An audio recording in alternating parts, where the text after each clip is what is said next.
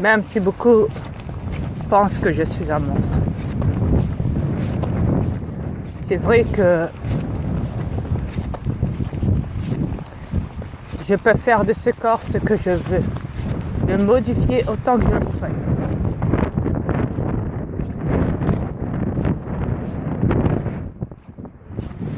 Du fait que je possède des milliards et des milliards de démons en moi. Donc voilà. Je suis le plus vieux de l'univers. Donc vous pensez bien que j'ai accès à tout.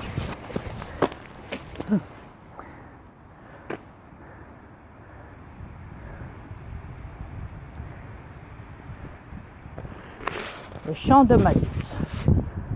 Ouais. Un champ de maïs. Vous savez qu'il y a une rumeur là-dessus. Ouais. Sur les champs de maïs. Les champs de maïs.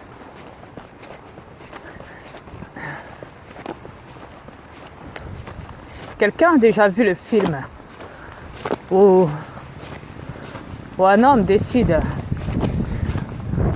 ou un enfant, je ne sais plus, je crois que c'est un enfant, ouais c'est un enfant, un enfant décide donc d'aider son père dans le champ, mais il a aussi un grand frère, ce gamin, de 10 ans. Ouais. Et donc il décide, entre-temps il attend une pause, entre-temps, et donc il décide d'installer avec son père qui le décide, lui dire écoute, on va effrayer les corbeaux pour éviter qu'ils aillent piquer dans nos maïs, dans notre champ de maïs. On va installer des épouvantails, on va les fabriquer. Il dit ok. Donc ils le font. Il y en a 1, 2, 3, 4, 5, 6. 6 épouvantails. Et dans ces 6 épouvantails, arrivé au dernier, ce gamin s'aperçoit que cet épouvantail commence à être sombre. Ouais. Et que le ciel devient sombre aussi. Quand il le regarde de haut. Ouais.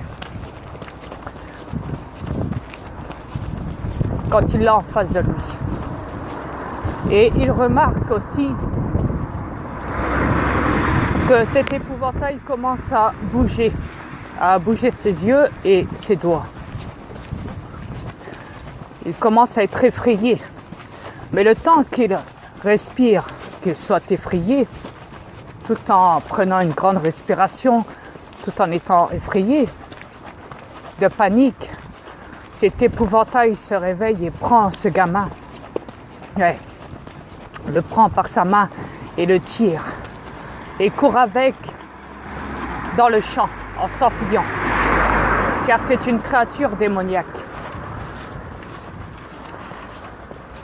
Ouais. Une créature démoniaque. Et le père et le gamin le voient. Et le père essaye de courir après, mais c'est trop tard.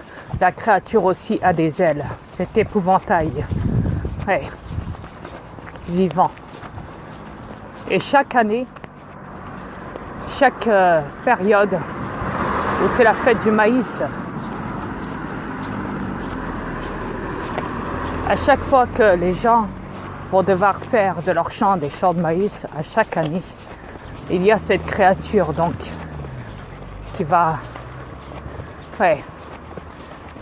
prendre des enfants. Ouais. À une certaine heure, un certain jour, et à un certain moment. Ouais. Et à la fin, donc, le père quand même décide de se venger.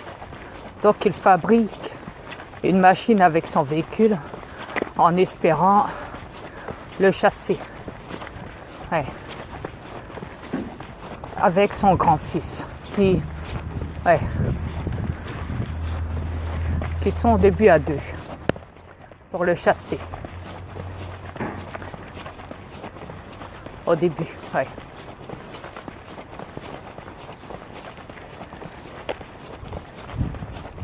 Pour la vengeance de la mort de son fils, tout simplement.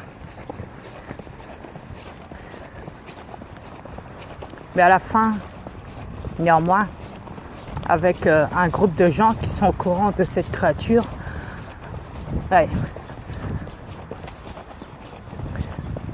des sortes, on va dire, d'agents filtrés prêts à combattre cette créature en aidant le père et le fils, donc, croisés ensemble sur leur chemin, étant au courant de l'existence de cette créature, eux à plusieurs, ainsi que le père et le fils, décident donc de chasser cette créature. Mais à la fin, ils y arrivent. Ouais. Enfin, presque. Même s'ils l'ont enflammée, à la fin, qu'ils l'ont tuée et qu'ils pensaient qu'elle était décédée, à la fin, sous les flammes, cette créature revient à la vie.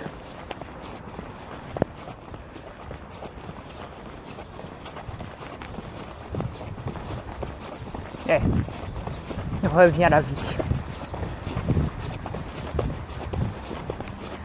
Et voyez-vous, ce film est bien réel, car cette créature est partout.